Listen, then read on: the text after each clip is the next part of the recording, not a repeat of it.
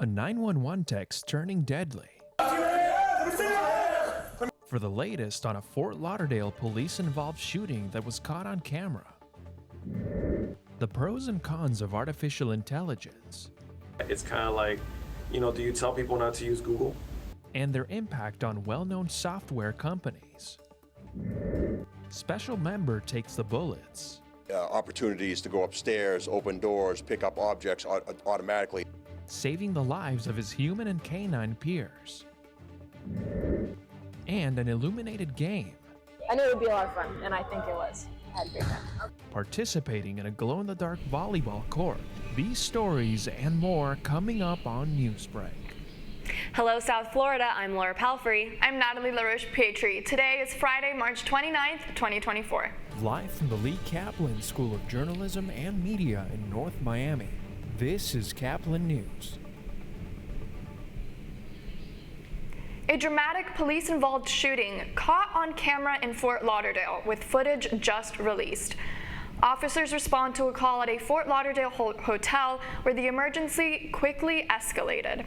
Caplin News' Ivana Ilowski is in the control room with more details on what happened. The video was released by the Fort Lauderdale Police Department, showing the moment Officer Jack DeCristofalo was hit and the moment he and his fellow officers returned fired. It's please, come out with your hands up! The voices you're hearing come from the body cam of Officer Jack DeCristofalo, moments before he's shot by a suspect last Thursday at the Fort Lauderdale Holiday Inn Express on Southeast 17th Street and 15th Avenue. The video, released yesterday along with the audio from police dispatch. Number Officer 13 is then call stating he has guns and will start shooting at whoever is at his front door. The three officers arrive in tactical gear, head to the 6th floor, and confront a man police identify as 46-year-old Carl Kledinsky from Margaret. Come out with your hands up! Hands up! Let me see your hands! Let me see your hands! We chose to stop the video moments before the door closes and shots are fired through the door. A shot from Kledinsky lodged in Officer DeCristofalo's vest. The shots returned by officers killed the suspect. In the officer's body cam, you can see a phone in one of the suspect's hands and his gun in the other. Hold back! Get out, get up. Hey, I'm in. Where? Mr. DeCristofalo got checked out by doctors and released from the hospital. He was placed on administrative leave along with Officer Pascal France and Officer Jose Lopez, which is protocol due to the internal affairs review of the shooting and FDL investigations. In the control center, Ivana Ilowski, Caplin News. The sexual assault allegations against rapper Sean Diddy Combs continue to flood headlines, but a member of Diddy's inner circle slips up with the law. Brendan Paul, a former Syracuse basketball player, was arrested on drug charges in Miami on Monday. The 25-year-old bonded out the next day. While there was no reference to Diddy in his affidavit, authorities raided Combs' home the evening of his arrest. Paul's hearing is scheduled for April. Earlier this month, the Massachusetts State Police said goodbye to one of its members after it was shot several times in an hours-long standoff. You heard that right, because the member was a four-legged robot. As Kaplan's Elizabeth Garcia explains, robots like Roscoe could prevent real casualties and moments of crisis. We rely on each other. He relies on me to get fed, and I rely on him to do his job. For most, a dog is a man's best friend, but for state troopers, a robotic dog just might be their best friend. Offer us opportunities to go upstairs, open doors, pick up objects automatically, in this case with the Boston Dynamics robot. It was early this month that Trooper John Ragosa and the members of the bomb squad responded to a SWAT standoff on the Cape. That's when they sent Roscoe, the remote control four-legged robot, into the house to locate the suspect, and through a camera, the canine relayed critical information to the law enforcement outside. The suspect, armed with a rifle in the basement, first knocked the dog over, but Roscoe has a self-fighting function, which meant the dog was back on his feet following the suspect up the stairs. He was shot 3 times, once in the hand or the gripper, once in the elbow, and one to the body. The now inoperable robot was brought back to a local manufacturer, Boston Dynamics, who not only removed the bullets but requested to keep Roscoe for research. State police say it was a Homeland Security grant through the State Fire Marshal's Office, the Executive Office of Public Safety, and FEMA that's funding this new technology. All this, however, bringing into focus how high-tech tools like robotic dogs are considered lifesavers for preventing the need to put police and real canines into the potential for an exchange of gunfire. The process to replace Roscoe is underway. I'm Elizabeth Garcia from Caplin News. Generative AI is under the microscope this morning. Caplin News reporter Nayeli Membreno takes a look at the issue of intellectual property.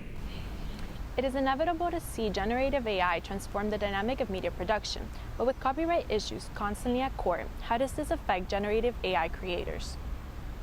We spoke with Marcelo Ertotigui, an architect expert and professor who experimented with generative AI programs, Midjourney, to compose 15 original books catered to different subject designs. I think it's unavoidable, right? We're going to be facing a lot of issues with this. Might as well just embrace it. You know, as it happened in the past with music and Napster, all that stuff, it's huge and it's problematic, but at the same time, it's a lot of stake. We still need to test it. While generative AI companies settle lawsuits with smaller creators, this is the first time a significant media organization is suing generative AI platforms for copyright issues. The New York Times sued Microsoft and OpenAI in late December 2023 for copyright infringement collected by these softwares. Hoping to find neutral territory, the two parties share effective arguments to determine who owns the rights to generative AI creative piece. The tool itself is not actually thinking. It's just very good at being able to create patterns, right, that mimic, right, what we would do in speech, what mimic what we would do in art. People are seeing AI as if it's like an app, right? Like, oh, it's just like its own thing over here, right? And like, just don't look at the app, you're fine. And what they don't realize is that it's more of a fundamental technology. And what I mean by that, or a foundational technology. What I mean by that, it's kind of like, you know, do you tell people not to use Google? Although Marcelo used generative AI to produce a quicker artistic vision, his background and vast experiences ensured to preserve the creative and ethical values similar to a traditional artist. Between original authors of collected data, software developers, and unconventional creators, each party owns property. But who takes the credit? From Caplin News, Nayeli Membreno. A fresh look this morning at a new theme park planned by Universal Orlando. Some new video of Epic University released by the theme park company yesterday. It includes a new world based on the movie franchise How to Train Your Dragon. The Isle of Berkland will include themed restaurants, 4 new attractions, dragon meet and greets, and more. It will be the 5th world at Universal, the latest one based on Nintendo. How to Train Your Dragon Isle of Berk is set to open in 2025.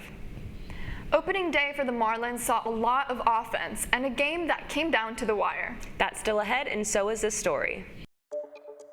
I didn't expect it to be that competitive, but it was fun. I like the more competitiveness to it. The lights go down in Coconut Creek just as the volleyball action heats up. Newsbreak will be back in 2 minutes.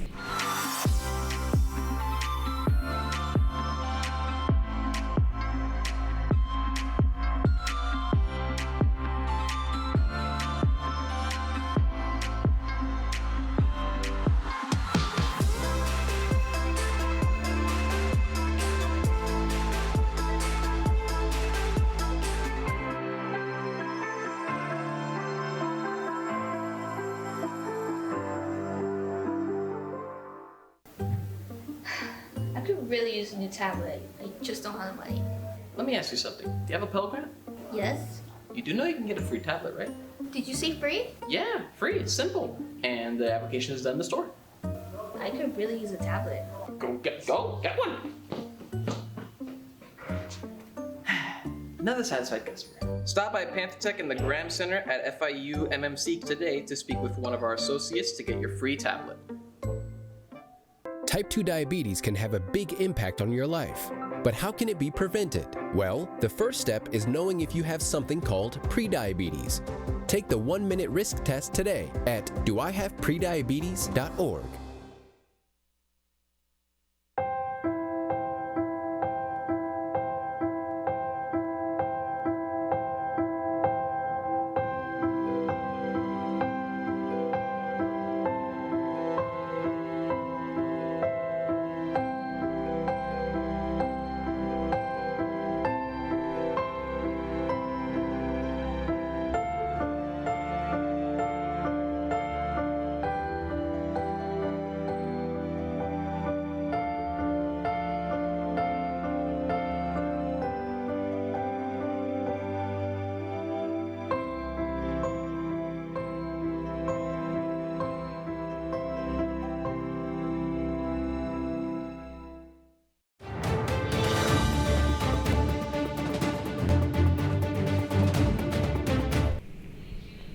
a group of young athletes playing lights out on the volleyball court. It wasn't a typical volleyball game for a group of students at Coconut Creek last night. As Caplin's Aisha Ambrister reports, it was more competitive than it was fun in the dark. Kids in sports have always been a dynamic duo.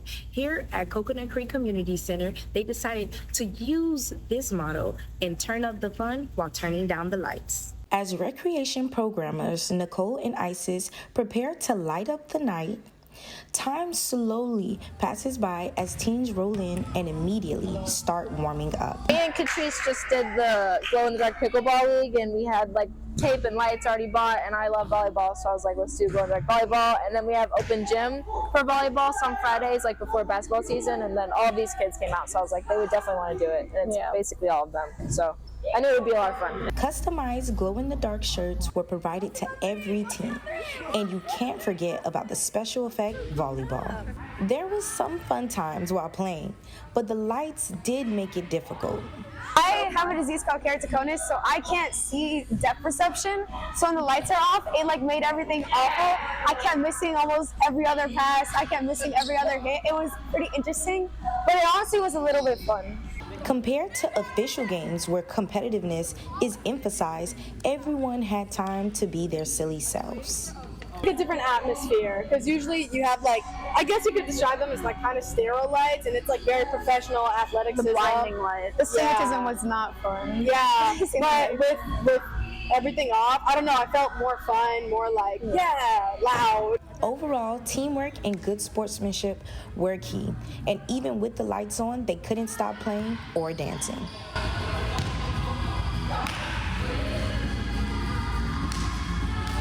Well, we're spiking our way on out of here. This is Aisha Ambrister, Caplin News. The Marlins opened the 2024 MLB season yesterday at Lone Depot Park against the Pittsburgh Pirates. The team started the season hot with 4 runs in the first 3 innings, including 2 RBIs from Jake Berger. However, they could only muster up a single run as the Pirates stormed back from a 3-run deficit for the win. The final score was Pirates 6, Marlins 5. The Marlins will play a 2 out of a 4-game series tonight at 7:10 against the Pirates. On the ice against the New York Islanders, the Panthers tried to prevent sinking further down the Eastern Conference standings. Vladimir Tarasenko started scoring in the first, and Barkov followed up with a goal in the second, but it wasn't enough. The Islanders took the 3-2 victory from 2 Casey Cizikas assists. The Panthers have now lost 6 of their last 7 games and stand at 4th in the East. You're watching Newsbreak, and we're coming right back.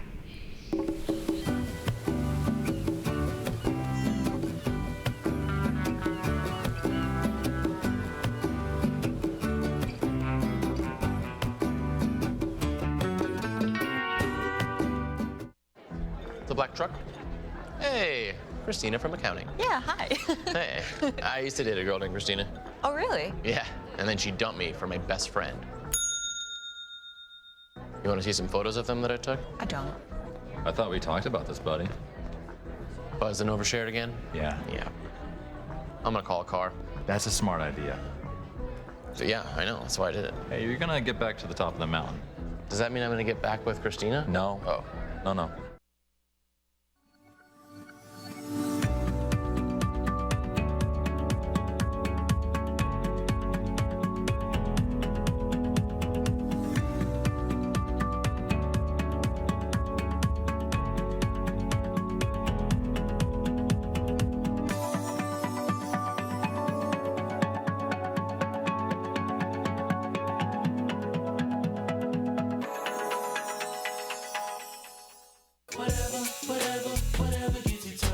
There are a lot of ways to reach out to a friend about their mental health.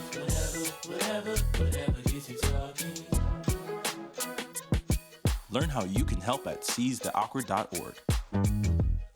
Bill is a family man. He invests his money wisely and provides a good life for his children. Just one problem. He often opens emails from senders he doesn't know, and his computer is not password protected. One day, Bill checked his bank account and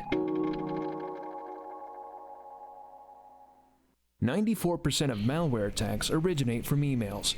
Don't be like Bill. Take your cybersecurity seriously. That's all the time we have for Newsbreak. I'm Natalie LaRoche-Pietri. I'm Laura Palfrey. Get more news anytime at caplinnews.fiu.edu.